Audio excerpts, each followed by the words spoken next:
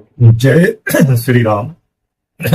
आज का श्लोक है हमारा श्रीमद् भगवद गीता के 15वें अध्याय का 5वां श्लोक है।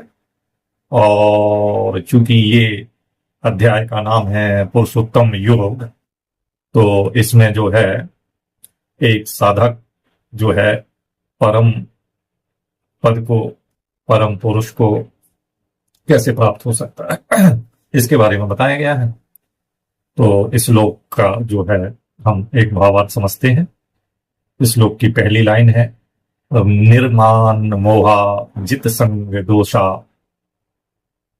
आध्यात्म नित्या विनिर्वित्त कामा।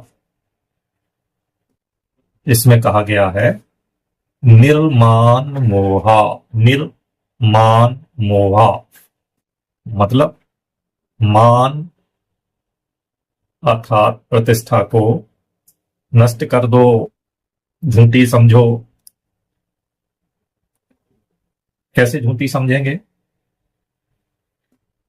कि मानव समाज ही इस जगत का स्वामी है, इस भ्रांति की धारणा से आप मुक्त हो जाओ। ये मैंने किया, ये मेरा है, ये हमारा है, इस झूठी धारणा से आप मुक्त हो जाइए और प्रकृति का स्वामी परमेश्वर को मानिए। खुद के सम्मान की आशा मत करिए। लेकिन आप ऐसा करेंगे तो आत्मसंदेह हो सकता है, समाज के दबाव का आपको सामना करना पड़ सकता है, आपको आंतरिक संघर्षों का सामना करना पड़ सकता है, आपके अहंकार से आपके जो है संबंधों में खराबी आ जाएगी, आपकी असंतुष्टि से नैतिकता का पतन हो जाएगा और तनाव और चिंता के कारण आप स्वार्थ में किसी भी हद तक जा सकते हैं। तो आप मान झूठी प्रतिष्ठा को नष्ट कर दो, उसके बारे में मत सोचो।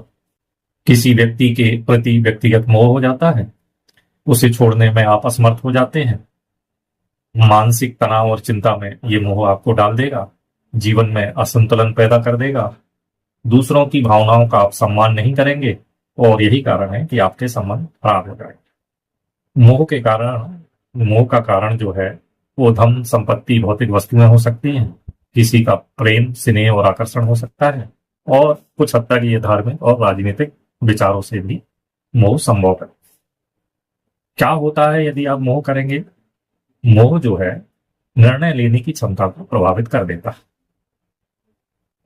और यदि वो आप नष्ट कर देते हैं तो नष्टो मोहा स्मृति लब्धा। मोह नष्ट होने से स्मृति प्राप्त हो जाएगी, अर्थात आपको आत्मज्ञान प्राप्त हो जाएगा। जित संग दोषा, जित संग दोषा, कुसंगति से हमको मुक्ति पानी, बुरी संगति से हमको मुक्ति पानी। क्योंकि बुरी संगति हमको नकारात्मक प्रभाव डालती है, नकारात्मक विचार और हमारी आदतें आ जाती हैं, जैसे व्यसन, धूम्रपान करना, शराब पीना, नशीली दवाएं लेना, अपराध करना, गलत व्यवहार करना। ये बुरी संगति से ये दोष आ जाते हैं। विसंगति मानसिक और शारीरिक स्वास्थ्य खराब कर देती है, जिससे तनाव, चिंता और अवसाद जैसी समस्याएं आपको घेर सकती हैं। और यही कारण है कि आपको विसंगति से बचना चाहिए। अगली लाइन जो है हमारी इस श्लोक की कह रही है अध्यात्म नित्य। नित्य माने तो इटरनल, नित्य माने इटरनल, जो हमेशा है, जो शाश्वत है। आध्यात्म को आप ज्ञान मानो, शाश्वत ज्ञान मानो। यहां पे एक विशेष बात का हम सबको ध्यान देना है, धर्म और अध्यात्म एक नहीं है। धर्म हमेशा किसी व्यवस्था, किसी नियम, किसी संप्रदाय, संस्थान से जुड़ा होता है। धर्म में वहां पूजा की विधि होती है, कर्मकांड होता है, शास्त्र है। ये सब मिलके धर्म जो है व्यक्ति को एक ढांचे में बांध देते हैं। आध्यात्म में क्या होता है? लेकिन आध्यात्म किसी नियम का पालन नहीं करता। ये तो एक भीतर की यात्रा है। आध्यात्म का जो अर्थ है वो सत्य को स्वयं अनुभव करना है, जबकि धर्म में तुम दूसरे के अनुभवों पर विश्वास करते हैं और आध्यात्म में हम या तुम स्वयं साक्षी बनते हैं। धर्म जो है हमें द्वार तक पहुंचाता है, लेकिन आध्यात्म जो है उस द्वार को पार करने की हिम्मत देता है। तो ऐसे हम आत्मज्ञान को प्राप्त करें जो शाश्वत है, जो इटर्नल है, जो नित्य है।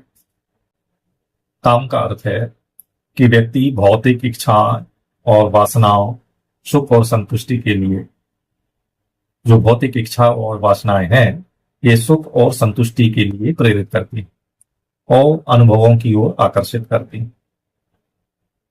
कौन? ये हमारी जो है इच्छाएं हैं और हमारी जो कामनाएं। इच्छाएं में आप जानते हैं कि खाने, सोने, संभोग,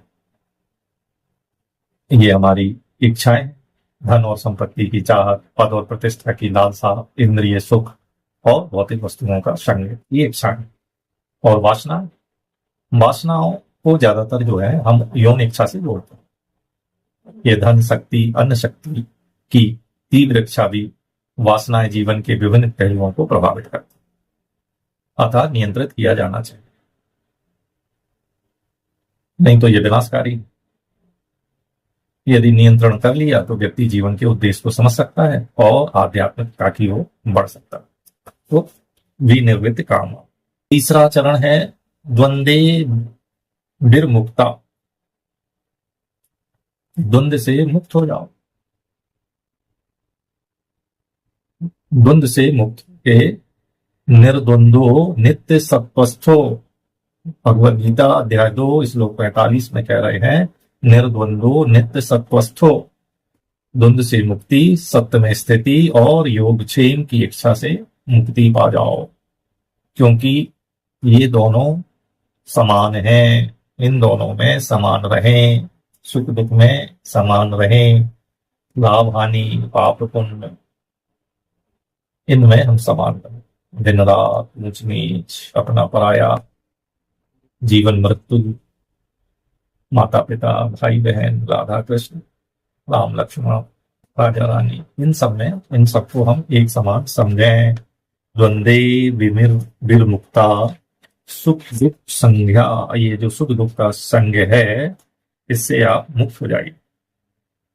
तो विज्ञानवान है, अनुभव संपन्न है, मननशील है, नित्य शुचि है, वही परम पद को प्राप्त करते हैं। वैकुंठ परम पद है, साकेत धाम परम पद है, गोलोक धाम परम पद है, शिव धाम, कैलाशपुरी परम पद है।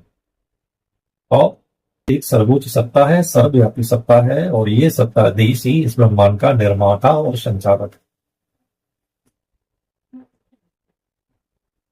इसको प्राप्त करने के लिए, शाश्वत धाम की प्राप्ति के लिए, अव्यय स्थान की प्राप्ति के लिए जो है हमको शरणागत होना है, शरणागत होना। तो व्यक्ति को क्या चाहिए? व्यक्ति अपनी पूरी तरह से किसी उच्च शक्ति या सत्ता के अधीन कर दे। व्यक्ति अपने आप को ईश्वर और परमात्मा के अधीन कर दे, उसकी इच्छा अनुसार चले एवं उसकी कृपा और अनुग्रह पर निर्भर रहे। भक्ति और प्रेम से उसके सामने झुके तथा हमेशा नम्र और विनम्र रहे, पूरी श्रद्धा और पूरे विश्वास के साथ शरणागत होगा। इससे उसको आंतरिक शांति, आध्यात्मिक उन्नति, मोक्ष अर्थात मुक्ति मिलेगी। तो पहले हमको दोषों को त्यागना है और गुणों को ग्रहण करना है, क्या मोक्ष पा जाएंगे। जो आदर्शवादी है वो कहते हैं हम मोक्ष पाएंगे। तो अभी हमारे क्रोधों से छुटकारा तो नहीं हो रहा है, काम से छुटकारा नहीं हो रहा है, मोह से छुटकारा नहीं हो रहा है, कंजूसी से छुटकारा नहीं हो रहा है, लोभ दूर होता नहीं है, द्वेष हमारे हटते नहीं है, मद हमारा जाता नहीं है। लेकिन हम कहते हैं कि हमको मोक्ष पाना है, वैकुंठ जाना है, निर्माण को प्राप्त करना है, सदगति प्राप्त करना है, उद्धार करना है, मुक्ति हमको पाना है। तो ऐसा सोच के सर उठा के चलता है, मुंह ऊपर करके चलता है। और जब मुंह ऊपर करके आप रास्ते में चलोगे तो आप गड्ढों में गिर जाओगे। कभी ईर्ष्या के गड्ढे में, कभी घृणा के गड्ढे में, कभी वैमनस्य के गड्ढे में, तो कभी काम के गड्ढे में। कभी आप परदोष का दर्शन करोगे, कभी पराश्वता का दोष लगेगा। अरे भाई बहनों, मेरा कहना है कि अपनी आंखें जमीन पर रखो और इसी क्षण में जियो। यदि इसी क्षण में जियोगे तो सारे गड्ढों से बच जाओगे। और ये जो क्रोध, काम, मोह, कंजूसी, लोभ, द्वेष के गड्ढे हैं, इन गड्ढों से बचाव का नाम ही मोक्ष है। मोक्ष कहीं दूर आकाश में नहीं, यही आपके पास में, आपके साथ में है। कहते हैं हम उस परम धाम में जाएंगे और परम पुरुष को पा जाएंगे। ये पाना शब्द गलत है। ईश्वर कोई वस्तु नहीं है कि उसे पाया जाए, कोई मंजिल नहीं है कि वहां पहुंचा जाए।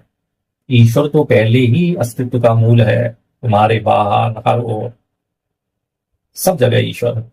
समस्या यह नहीं कि ईश्वर दूर है, समस्या यह है कि तुम्हारे बीच में ईश्वर और तुम्हारे बीच में तुम खड़े हो।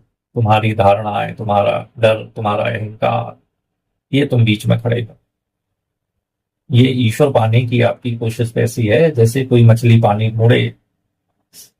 सच्चाई यह है कि ईश्वर को पाना नहीं है, अपने भीतर के पर्दे को हटाना है।